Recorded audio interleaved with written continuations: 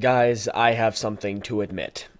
I don't like Blade Runner very much. Yeah, I know it was revolutionary for the time. Yeah, I know we'd never seen anything like it before. Yeah, I know it had an unprecedented influence on science fiction films, but I just don't like it.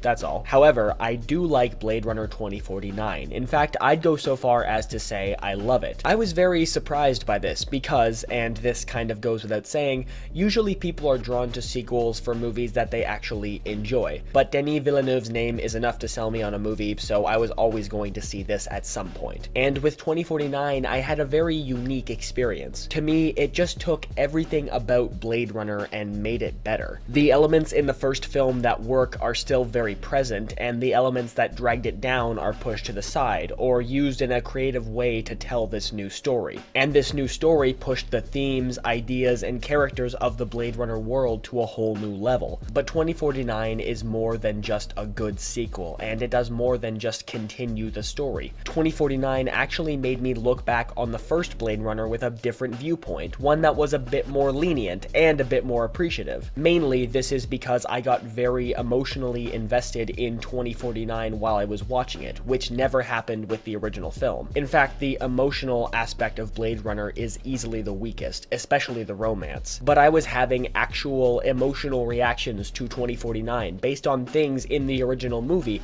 a movie I didn't even like that much. There's a music cue at the end that actually made me tear up, and that's crazy because I never had that reaction to that music before. And now, having loved 2049 so much, looking back, I see things from the original film a bit differently. Having some emotional investment in the Blade Runner world for the first time changed my perspective on all of it. I could see more easily why the original film clicked with people and why it's continued to live on like it has. Maybe I don't have any particular connection with it, and maybe I'll never call it a masterpiece, but it's hard to be dismissive about it. Ultimately, I guess the reason why I'm happier with Blade Runner is because it allowed 2049 to exist. Obviously, without that first film, we wouldn't have the style, the world, the characters, or the ideas. But it was the return to those elements, the application of them to a new, different story that made me see the appeal of them in the first place. I feel like my reaction to 2049, my assessment of it, is what people got out of the first Blade Runner 3 decades ago. I don't know if 2049 is going to live on with the same reputation, I really doubt that it will,